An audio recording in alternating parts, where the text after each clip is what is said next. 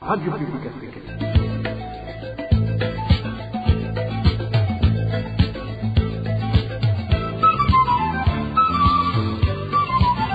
Radio Publique Africaine.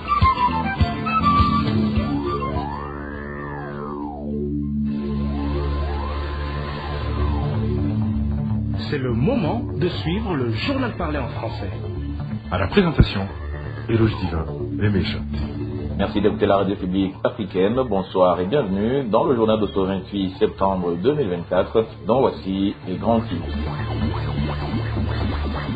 Les habitants de la mairie de Bujumbura s'indignent des coupures électriques qui continuent de s'y remarquer, et ce, malgré que le ministère en charge de l'énergie avait annoncé la fin des délestages il y a plus de 2 mois. Vous allez l'entendre dans ce journal. Et le sucre est devenu une denrée qui n'est plus sollicitée dans certaines provinces du nord du pays suite à l'augmentation de son prix décidée il y a quelques jours par la Sosumo. Et comme tous les samedis, le mini-magazine au cœur de la société est au rendez-vous. Celui d'aujourd'hui nous parle de l'apparition d'un virus dénommé Marburg, apparu au Rwanda, avec quelques cas signalés au niveau des hôpitaux. Le développement des titres, c'est dans un instant. Au bonsoir, débutons ce journal par la page Droits de l'homme. Un détenu de la prison de Bubanza nommé Nziga Masabo Joseph, dont l'état de santé s'était détérioré depuis 1 mois et demi, a été transféré ce vendredi à l'hôpital Roi Aled. Des médecins avaient recommandé un transfert de ce détenu afin qu'il soit bien soigné, un transfert qui avait été refusé par le directeur de la prison de Bubanza, le nommé Samuel Kayanda. Les mêmes médecins avaient découvert que le détenu Joseph Nziga Masabo avait des problèmes au niveau de ses 2 poumons. La rédaction de la RPA a téléphoné Sixte Vigny Nimurava, président de la CNIDH, nous a répondu qu'il était en déplacement à l'extérieur du pays et a promis de suivre de près le cas de Joseph Nziga Masabo quand il reviendra au pays. Et en page santé, plus de 90% de cas de la variole du singe en Afrique australe et orientale ont été déclarés au Burundi, d'après le rapport d'OCHA publié ce vendredi 27 septembre. L'existence de plusieurs sites de déplacés constituerait un obstacle sur les efforts de prévention et de contrôle. Elvis Nyamungere nous en dit plus. Au 26 septembre cette année, 801 cas de Mpox ont été confirmés en Afrique australe et orientale. Le Burundi a le plus grand nombre de cas confirmés. À l'Ouisser, il a 739. L'Afrique du Sud est en 2e position avec 25 cas confirmés. L'Ouganda, 3e avec 24 cas confirmés. Le Kenya, 7 cas et le Rwanda, 6 cas. Selon le rapport de OCHA, les partenaires de la santé ont souligné que les chiffres réels pourraient être plus élevés car un nombre important de cas suspects ne sont pas testés en raison de capacité de diagnostic limitée. Certains pays de la région, en particulier l'Ouganda et le Burundi, accueillent un grand nombre de personnes déplacées à l'intérieur du pays et de réfugiés, et certains camps et installations sont surpeuplés avec un accès limité aux services essentiels et au logement. Cela a un impact sur les efforts de prévention et de contrôle. En outre, constate le rapport, la stigmatisation associée à la maladie constitue un obstacle à la recherche de soins de santé, ce qui risque de retarder le diagnostic et le traitement. Le fonds pour la pandémie a, selon le rapport de OCHA, alloué plus de 79 millions de dollars aux efforts de préparation et de réponse à partager entre 10 pays africains dont le Burundi. D'autres donateurs ont signalé leur intention de fournir un financement supplémentaire et le Centre africain de contrôle et de prévention des maladies, CDC Afrique, a noté qu'environ 10 millions de doses de vaccins Mpox sont nécessaires pour le continent. Et poursuivons ce journal par les indignations de certains habitants de la mairie de Bujumbura et suite des coupures du courant électrique qui ne cessent de s'y manifester. Ces habitants, surtout ceux qui exercent des métiers qui nécessitent du courant électrique, révèlent qu'ils enregistrent d'énormes pertes. La situation se présente ainsi au moment où le ministre ayant l'énergie dans ses attributions avait annoncé la fin du délestage. Ces citadins demandent au gouvernement de trouver une solution à cette problématique de manque du courant électrique. Suivez un des habitants de la mairie de Bujumbura qui s'est confié à la RPA.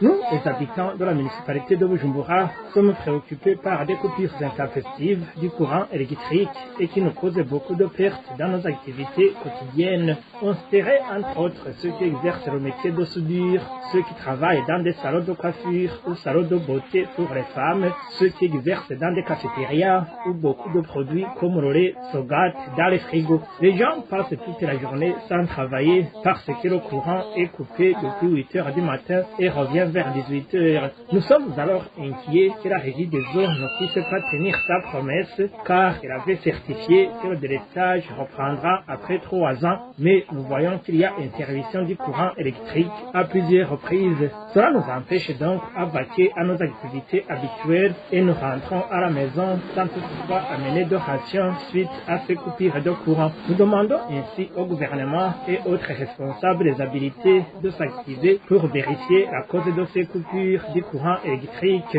Il y a un certain temps, le ministre de l'Hydraulique, Énergie et Mines a raconté que les transformateurs ne s'abîment pas mais qu'ils peuvent être mal installés, s'occuper ainsi expliquer ces coupures. Que le gouvernement s'implique pleinement, surtout pour atteindre l'objectif qu'il s'est fixé de 2040 et 2060 de pays développés.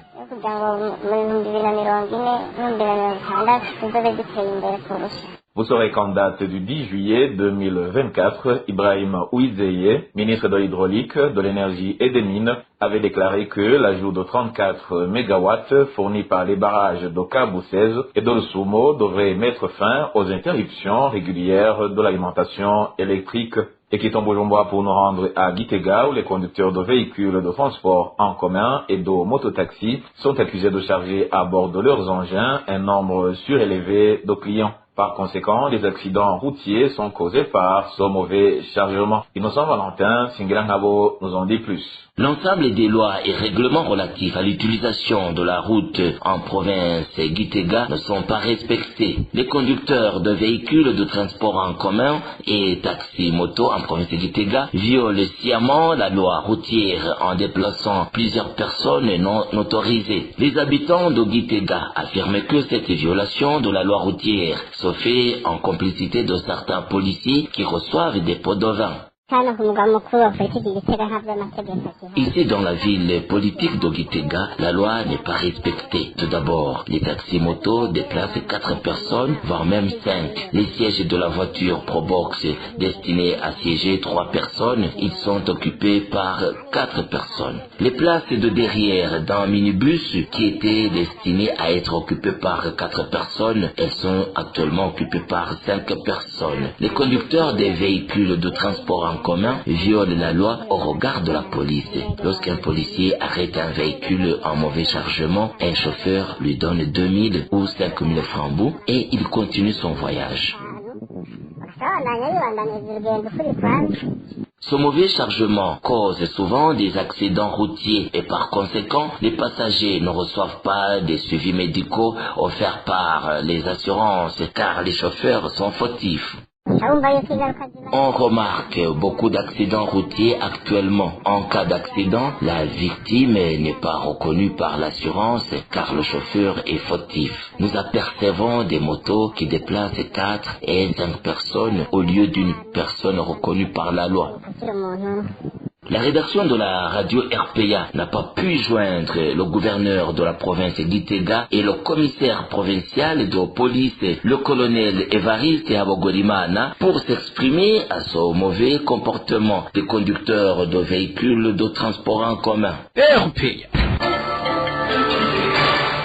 Et je vous le disais en titre, le sucre est devenu un produit non commercialisable dans les provinces d'Ongodi et Kayanza à cause de son prix revu à la hausse récemment par la SESUMO. Même au sein des services où des listes de ceux qui souhaitaient obtenir cette denrée étaient confectionnées, les travailleurs ont refusé de se faire inscrire pour s'en procurer. Des sources de la RPA révèlent que pour le moment, les stocks de ce produit sont pleins. Plus de détails avec Emmanuel Daishimiye. Depuis la hausse du prix du sucre au chef-lieu de la province d'Ongozi, les commerçants ne vendaient pas du sucre comme d'habitude. Au moment où les vendeurs distribuaient le sucre dans les quartiers, les habitants ont refusé de l'acheter. Même dans les services, les travailleurs ont refusé de se faire inscrire pour s'en procurer. Ces habitants indiquent qu'ils préféraient laisser cette denrée puisque eux, le prix de 8 000 francs par kilo est exorbitant.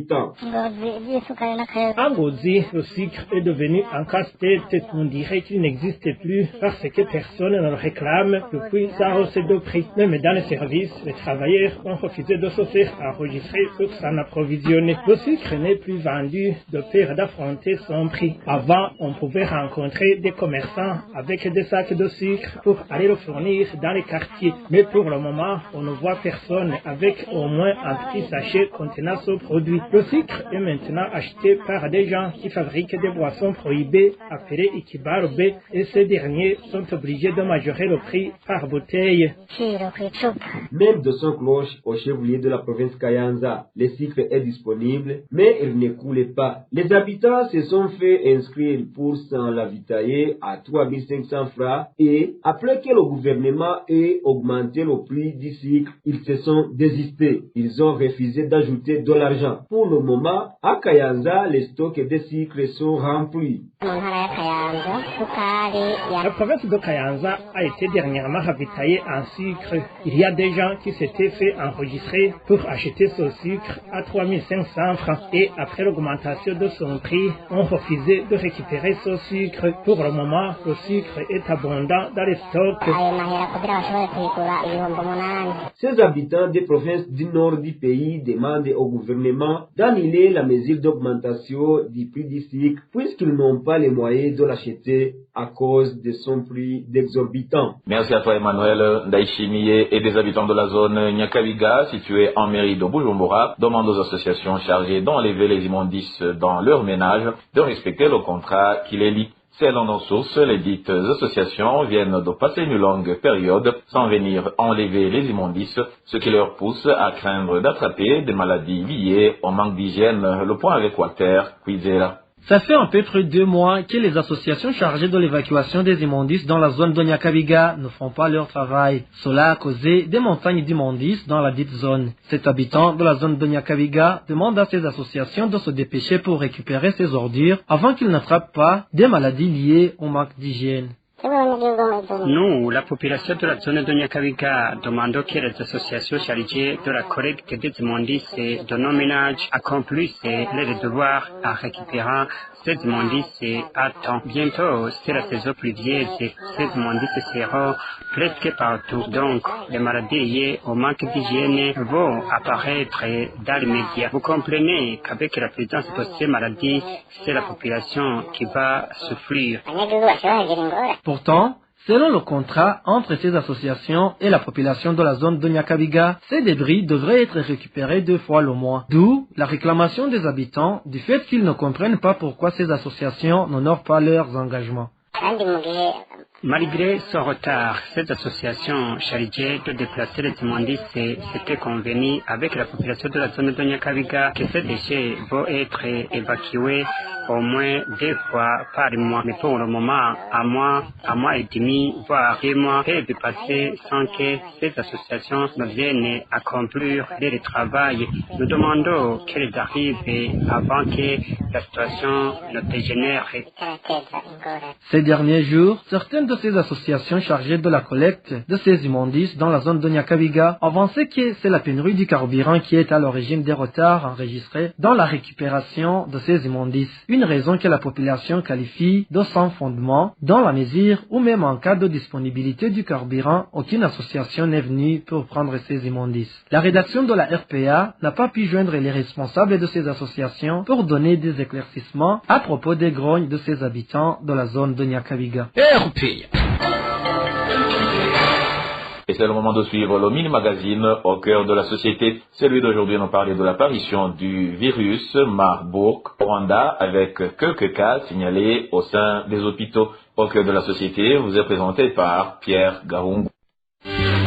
Au cœur de la société, Au cœur de la société est une émission préparée en synergie par les radios Inzamba Agate Kakawe, Radio RPA Idouya Nyagihugu, ainsi que la radio-télévision Renaissance. Le virus de Marburg fait son apparition au Rwanda.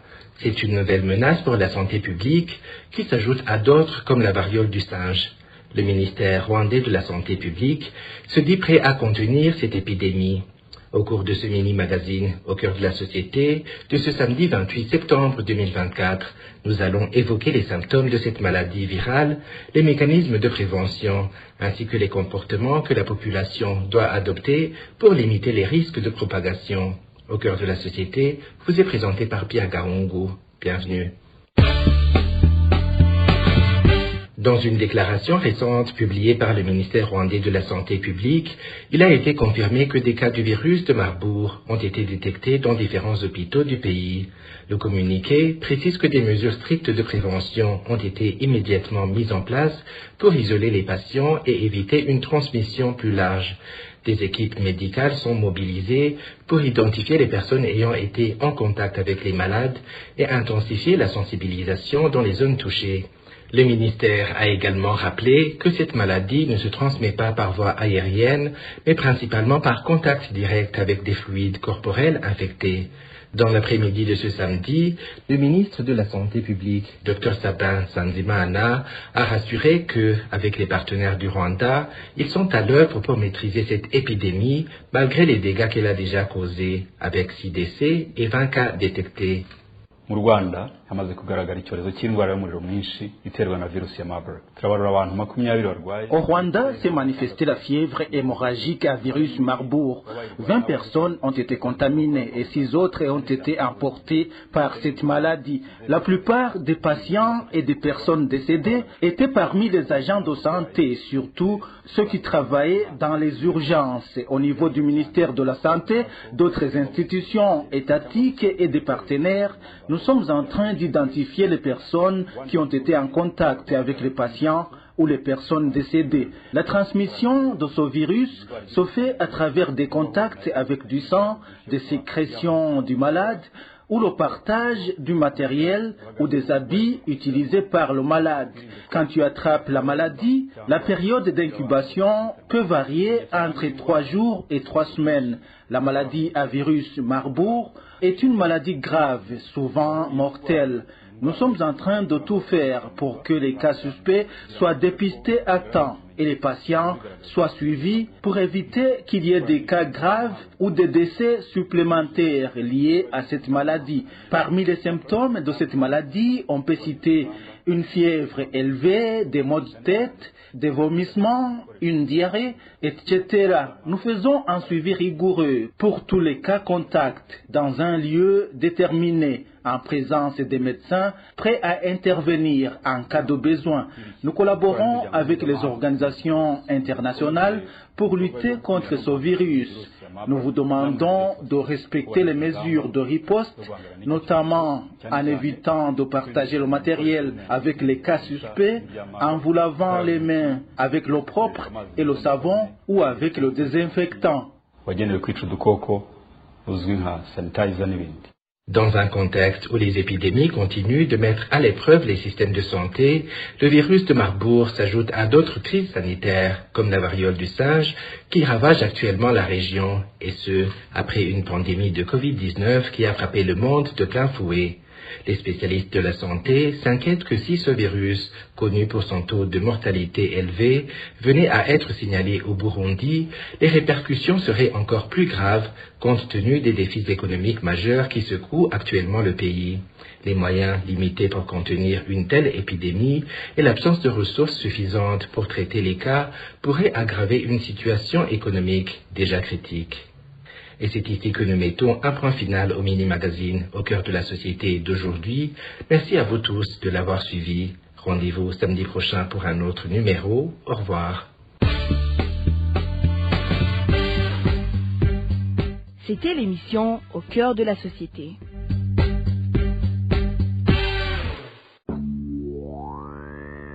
Et voilà, chers auditeurs de la RPA, c'est par le mini-magazine au cœur de la société que le journal de ce 28 septembre 2024 se termine. Merci pour votre écoute et je remercie également mes collègues de la rédaction et de la technique pour leur parfaite collaboration. À la présentation de ce journal, vous étiez avec Éloge Divin et Rémécha. Je vous souhaite un excellent week-end.